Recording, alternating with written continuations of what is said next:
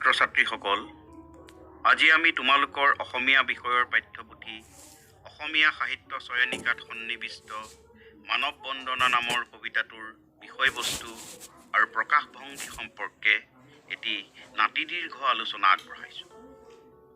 কবিতাটোৰ কবি হৈছে জোনাকী যুগৰ ত্ৰিমূৰ্তিৰ অন্যতম চন্দ্ৰকুমাৰ আগৰৱালা। কবিতাটো মানৱতাবাদী চিন্তাধাৰাৰ এক উজ্জ্বল আৰু বলিষ্ঠ প্ৰকাশ।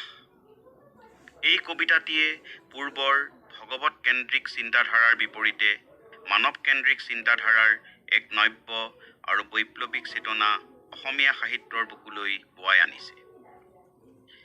অসমীয়া ৰোমান্টিক কাব্য প্ৰবাহৰ প্ৰথম তৰংগৰ শ্ৰেষ্ঠ কবি চন্দ্ৰকুমাৰ আগৰৱালাই ইংৰাজ কবি ৱৰ্ডছৱৰ্থ, কলৰিজ আদিৰ দ্বাৰা অনুপ্ৰাণিত হৈ বনকুঁৱৰী কবিতাটিৰে ৰোমান্টিক কাব্যধাৰাৰ পাতনি মেলে। আমাৰ আলোচ্য কবিতাটোত কবিয়ে মানুহৰ বন্দনা কৰাৰ যোগেদি মানুহৰ শ্ৰেষ্ঠত্ব প্ৰতিপন্ন কৰিবলৈ বিচাৰিছে। চামে চামে মানুহ এই পৃথিৱীলৈ আহিছে আৰু গৈছে। কবিয়ে পাৰস্পৰিক মৰম চেনেহৰ দ্বাৰা মানুহে ধৰাক স্বৰ্গতকৈও সুখৰ ঠাই কৰি তুলিব পাৰে বুলি কৈছে। ইয়াৰ মাজতেই তেওঁ মানৱ জীৱনৰ সাৰ্থকতাৰ সন্ধান পাইছে। এনে সক্ষমতাৰ বাবেই মানুহ সৰ্বশ্ৰেষ্ঠ প্ৰাণী।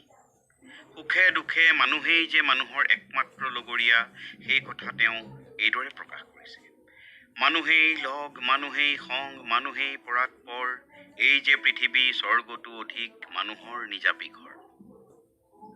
মানৱ সেৱাৰ পবিত্ৰ ধৰ্মৰ দ্বাৰা জগত সুন্দৰ কৰা ভাৱনাৰ অন্তৰালত আছে সৌন্দৰ্য সন্ধানী কবিচিত্ৰৰ নান্দনিক ৰসবোধ। এই সৌন্দৰ্যবোধ হৈছে চন্দ্ৰকুমাৰৰ কাব্য চেতনাৰ ঘাই আধাৰ।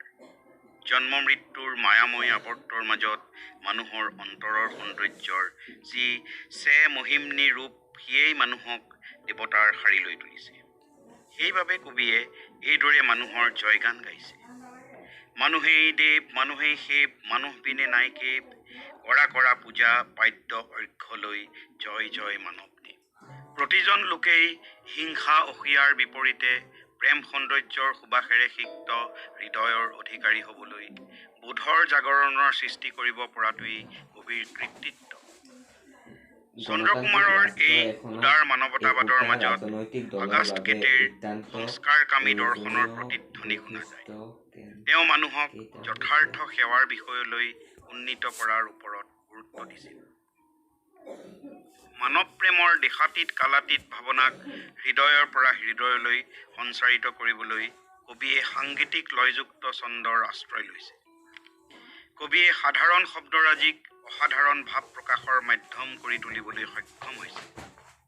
মানৱ কেন্দ্ৰিক চিন্তাধাৰা আৰু নৱপ্ৰমূল্যৰ বাটকটীয়া হিচাপে চন্দ্ৰকুমাৰ আগৰৱালাৰ নাম অসমীয়া সাহিত্যৰ ইতিহাসত সোণালী আখৰেৰে লিখা ৰ'ব।